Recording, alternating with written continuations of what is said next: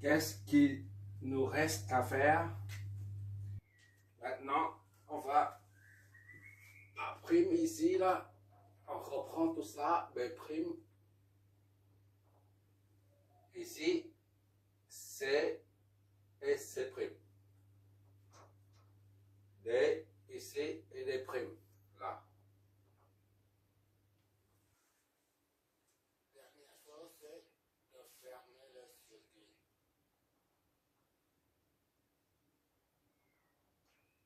Ça, c'est ce câble-là.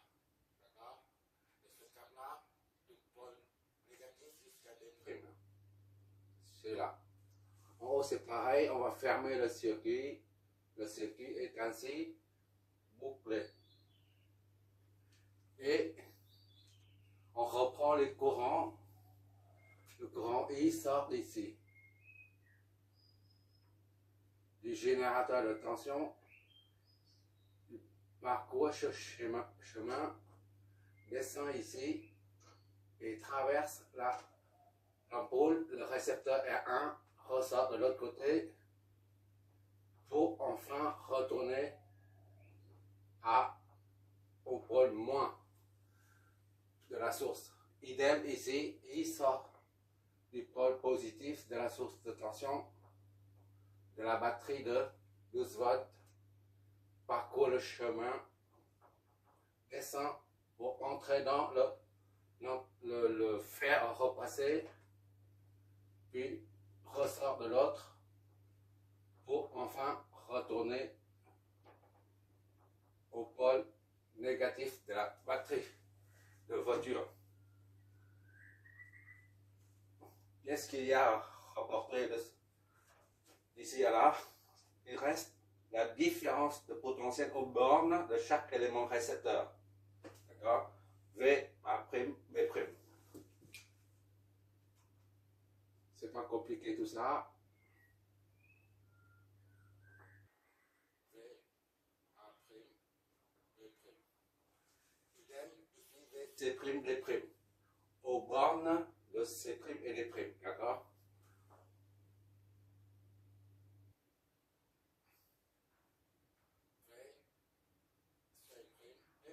Voilà, c'est terminé.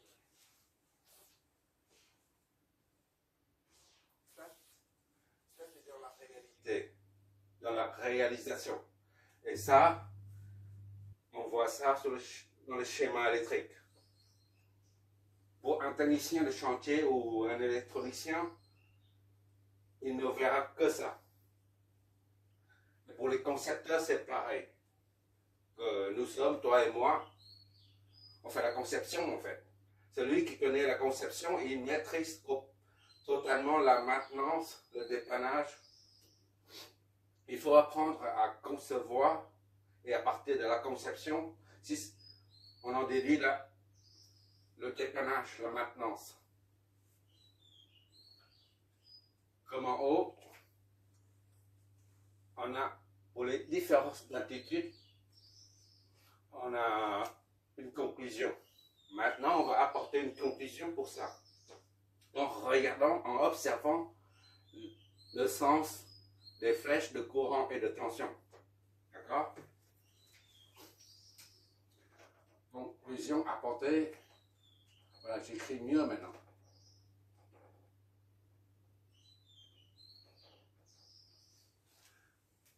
On remarque ici que pour une source de tension, le sens de la flèche de courant et le sens de la flèche de la différence de potentiel s'orientent dans le même sens. En d'autres termes, la flèche de courant, la petite flèche là, et la flèche de différence de potentiel s'orientent dans le même sens. Idem ici, c'est une source de tension. Ou une source de courant, c'est la même chose. La flèche de courant, la petite flèche là, et la flèche de différence de potentiel s'orientent dans le même sens. Tandis que, par contre, pour un récepteur, R1 ou R2, les deux flèches s'opposent. D'accord? Ici, c'est pareil. Les deux flèches s'opposent. La conclusion, c'est que pour une source de courant ou de tension, les deux flèches, la flèche de courant et la flèche de tension, s'orientent dans le même sens. Et pour un récepteur, la flèche de courant et la flèche de tension s'opposent. Voilà, comme conclusion. Et cette conclusion, on l'a baptisée, on la baptise, on va nommer comment? La convention.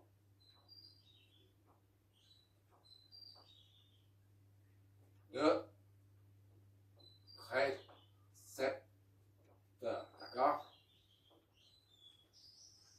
Ça, c'est hyper important en électricité comme en électronique. Si on ne retient pas ça, on ne peut aller nulle part, on ne peut analyser aucun circuit électrique, d'accord? Je reprends puisque c'est tellement important. Pour une source de tension ou une source de courant, les deux flèches, la flèche de tension et la flèche de courant s'orientent dans le même sens. Pour un récepteur, la flèche de tension et la flèche de courant s'opposent.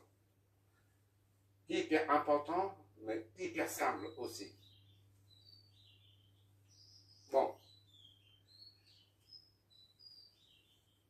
En électricité comme en électronique, si on a un problème à analyser, il faut développer, on a un circuit et pour résoudre, on écrit une dizaine de lignes, disons 20 lignes pour avoir la solution. Mais seulement les deux premières lignes concernent l'électricité. Les lois d'Ohm, loi Neu, loi des mailles, etc. Tout le reste, que des maths. Il n'y a que des maths, il n'y a rien d'autre. Et ce sont des maths élémentaires. Pourquoi je dis ça? Parce qu'on va regarder, je regarde bien ici, cette flèche-là représente un vecteur. D'accord?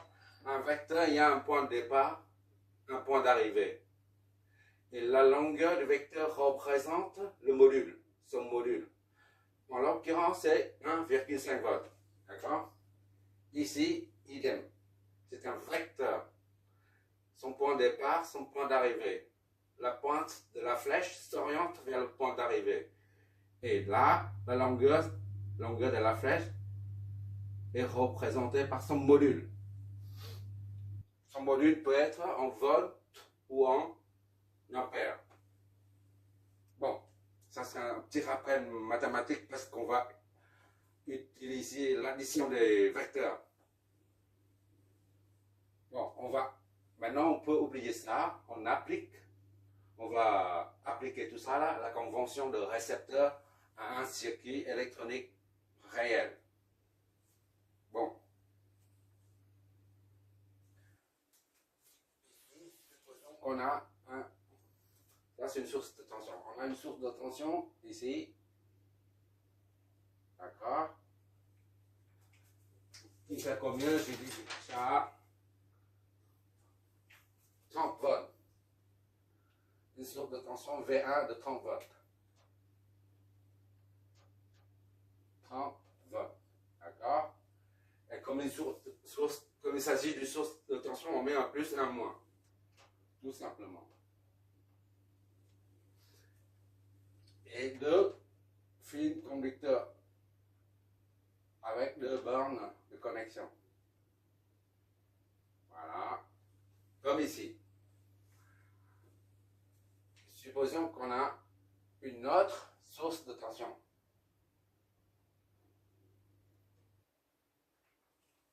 V2 de 20 volts, par exemple. C'est un cercle muni de deux fils, plus et moins. Comme d'habitude, on dessine ça avec deux points de connexion. Voilà. Et on va mettre un récepteur R1 sur une résistance. Un récepteur R1 qui est comme ça.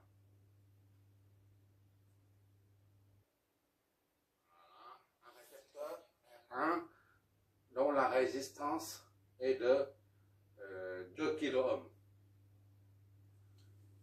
D'accord? Et le deuxième récepteur,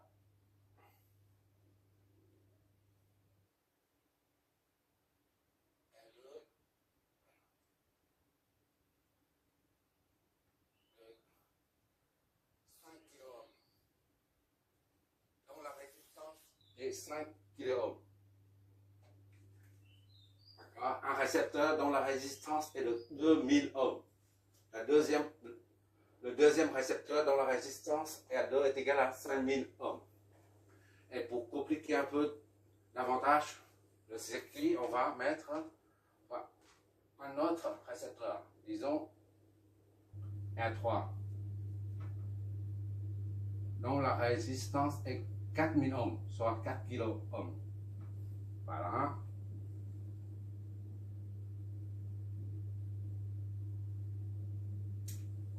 Ah, je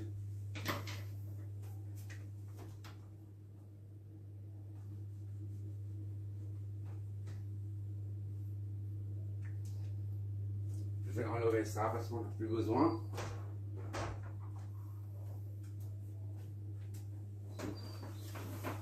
On met ça ici. Ah, c'est la misère. C'est la misère. C'est la misère du monde. Quelle misère.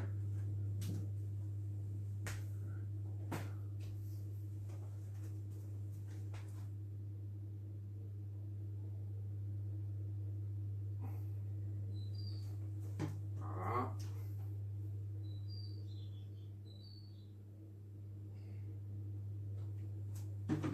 Maintenant, on va fermer le circuit.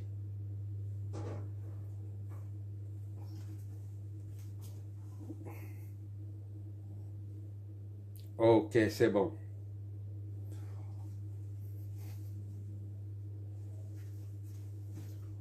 On va fermer le circuit. Voilà.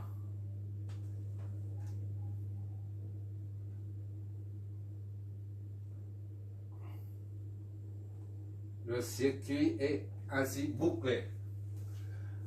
Maintenant, il s'agit de trouver les courants, les tensions aux bornes de chaque élément du circuit. D'accord? Le sens des courants et le sens de la différence de potentiel. Alors, comment faire? Pour analyser ce circuit, on passe par 3 ou 4, 3 étapes et demie, disons. 3 étapes. La première, c'est préparer le circuit à l'analyse.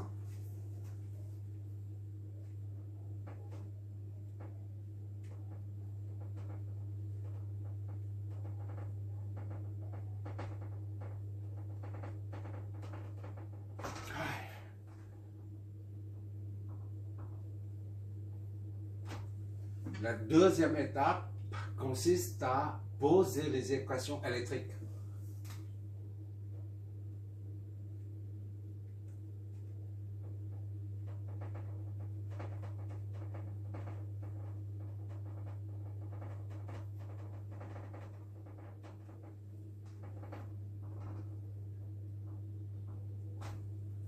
La troisième étape, c'est de combiner toutes les équations électriques pour les résoudre.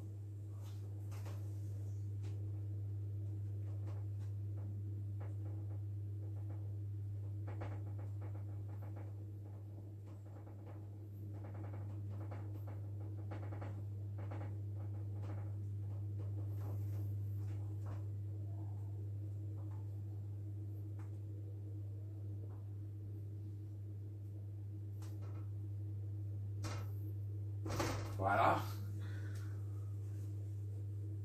Et la quatrième étape, elle est facultative. Mais je la fais à chaque fois.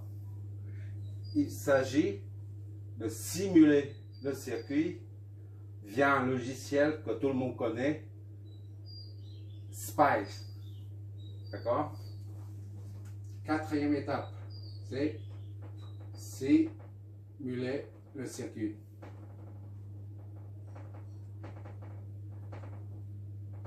Via le logiciel.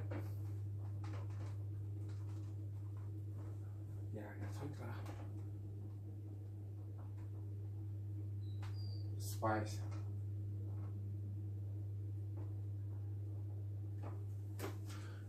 Le concept de des circuits intégrés, les chips, on dit, ils font chaque fois la simulation. Puisqu'en électronique, si on ne simule pas, c'est impensable de nos jours. Donc, simuler le circuit, c'est pour quoi faire? Pour comparer le résultat qu'on a calculé, qu'on a trouvé, à ceux donnés par le simulateur. D'accord? Moi, je simule tout le temps. Tu vas voir, chaque problème traité ici sera simulé à la fin. Sinon, ce ne sera pas valable. D'accord? Bon. On y va. On va attaquer la préparation du circuit à l'analyse. Qu'est-ce que ça signifie? Et bien, comme tout à l'heure, on va faire on ne fait que des suppositions. Premièrement, on suppose que la source V1 débite un courant I1. D'accord? Et la source V2, le sens dans cette direction. C'est une supposition, tout court. V2 fournit un courant I2. D'accord? Déjà, j'ai oublié de numéroter les nœuds. Ici, disons, c'est A. Nœud A. Ici, c'est le même point. Tout ça, c'est le même point. Le A aussi. Idem ici, parce que c'est relié. A. Et ça, c'est B.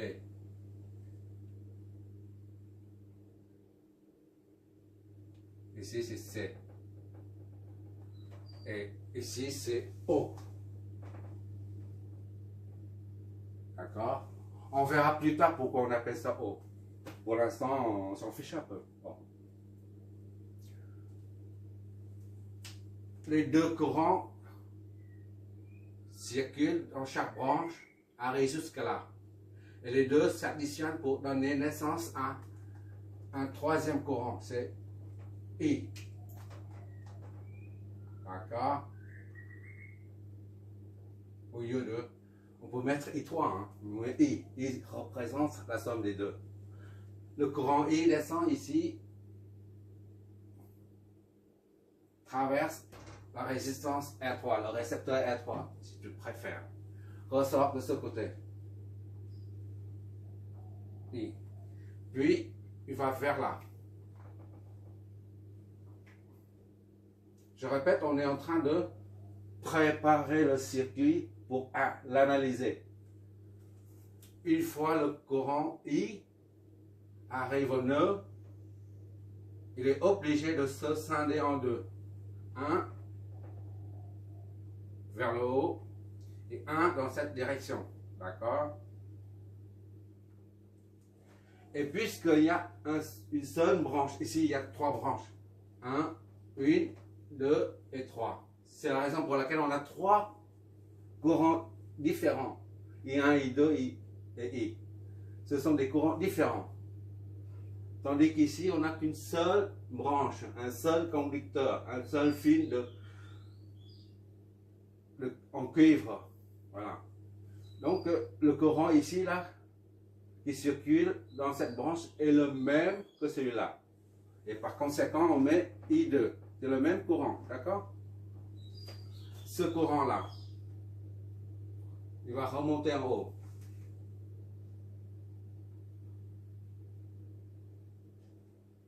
Donc, il va remonter en haut. Et comme il y a une seule branche, ce courant est le même que celui-là. Et par conséquent, c'est I1.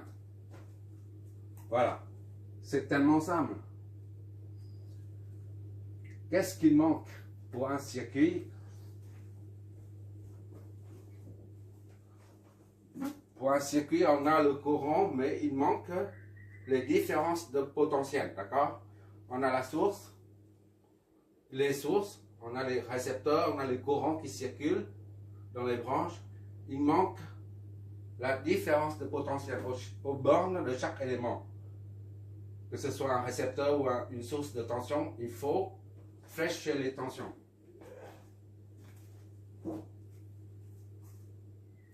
Quand on parle de tension, on entend par là, il s'agit d'une différence de potentiel, d'accord? Tension signifie différence de potentiel. Maintenant, il faut flécher les tensions. Ici, c'est V, A, B.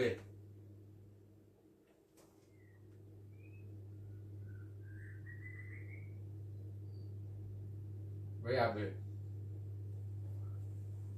D'après la convention de récepteur, quand il s'agit d'une source de tension, les deux flèches s'orientent dans le même sens. D'accord? V, A, B. Et ça, c'est une source de tension. La flèche de tension et la flèche de courant s'orientent dans le même sens. V, AC. D'accord? AC. Maintenant, il nous reste trois récepteurs. R1, R2, R3 à flécher. Pour un récepteur, d'après la convention de récepteur, on a dit tout à l'heure, les deux flèches, la flèche de tension et la flèche de courant s'opposent. Donc, ici, la flèche de tension, là, V, ici c'est O, O, O.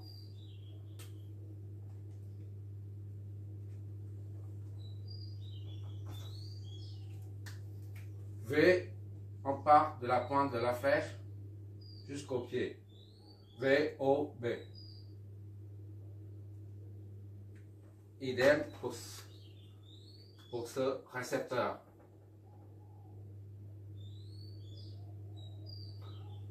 Les deux flèches doivent s'opposer. Ça descend et ça monte. Puisque ça monte, la flèche de tension s'oriente vers le bas. V, O, C. D'accord? Et ça, la flèche de courant descend, la flèche de tension monte. C'est la convention de récepteur qui dicte le sens de la tension, de la différence de potentiel.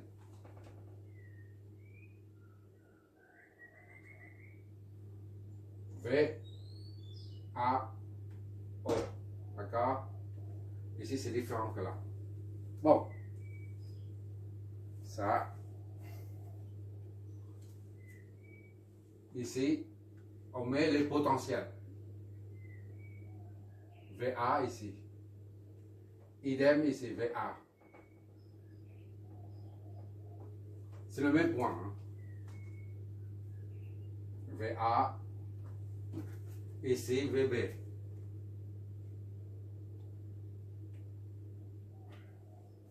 VC. J'utilise ces flèches-là, ça vient du génie civil. VC. Et enfin, ça, VO. Potentiel au point O. On met un seul. VO. Bon, ici, c'est VO aussi. Ce sont des potentiels à chaque point du circuit. VO. Une dernière chose. On a, comme on a dit, pour une source de tension, quand c'est marqué 30 volts ici, Cela signifie au pôle positif, on a 30 volts. Et au pôle négatif, on a 0 volts. D'accord? Ici, c'est la même chose. Pour une source de tension 20 volts, cela signifie qu'au pôle positif, on a 20 volts. Et au pôle négatif, on a 0 volts. Donc ici, c'est le 0 volt de la source de tension. D'accord? C'est le 0 volt absolu. Le même que ici. 0 volt qui se trouve ici, là, c'est un 0 volt de la source de tension V1. Il s'agit d'un 0 volt absolu. Maintenant, pour résoudre le circuit, il faut un autre 0 volt. 0 volt de l'ensemble de tous les éléments du circuit. C'est-à-dire le 0 volt du circuit. On prend ici le 0 volt du circuit. D'accord? On fixe arbitrairement ce point à 0 volt. D'accord? Donc ici, 0 volt. C'est un 0 volt arbitraire. D'accord? Pourquoi il faut un 0 volt général? Ça, c'est un 0, on a dit 0 volt absolu, 0 volt absolu, qui a un rapport avec la source de tension en question là. Ici, par contre, c'est un 0 volt relatif. Qu'est-ce que ça signifie? Relatif, puisqu'on a mis ça ici, là, 0 volt. On peut très bien mettre le 0 volt ici, par exemple. Ou là, celui-là, on met ici. Ou là, on met là. D'accord? À 0 volt. On peut mettre 0 volt ici. Si on met le 0 volt ici, là, on fait tous les calculs par rapport à ce niveau 0 volt. D'accord? C'est un 0 volt de référence pour les calculs. Pour les calculs seulement. D'accord? Et là, si le 0 volt se trouve ici, les calculs qu'on va effectuer seront faits par rapport à ce 0 volt. Par contre, si on fixe ce point à 0 volt de référence, tous les calculs seront menés par rapport à ce 0 volt. Mais, d'accord? C'est la raison pour laquelle on dit relatif. Bon.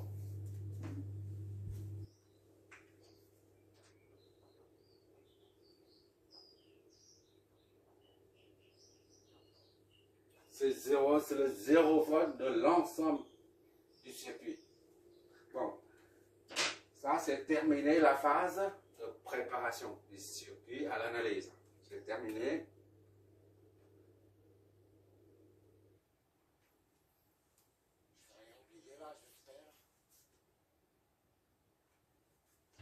Et tension au combat. Ok.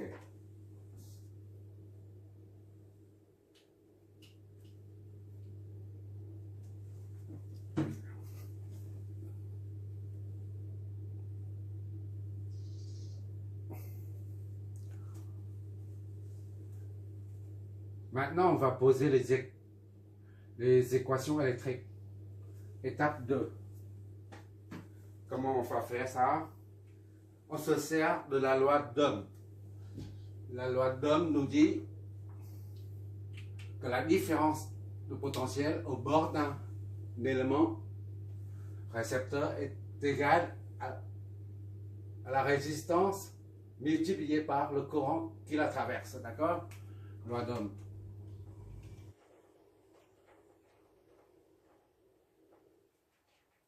La différence de potentiel au bord d'un élément récepteur est égale à sa résistance R fois le courant qui la traverse. Cette fameuse formule est à appliquer à chaque élément du circuit, c'est tout. C'est assez simple. Bon, on y va. On va attaquer ça, puis ça dans l'ordre. la différence de potentiel aux bornes de B OB, c'est VOB. VOB est égal à la résistance, c'est-à-dire 1,1,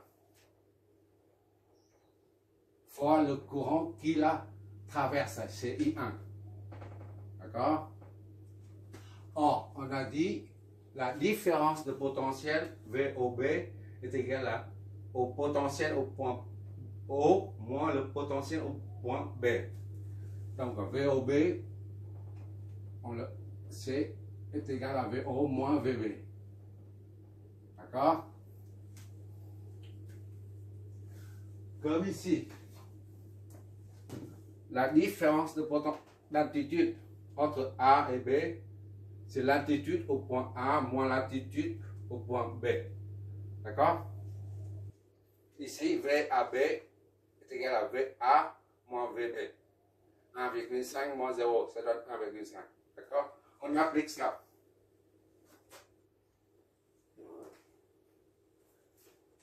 VOB est égal à VO moins VB.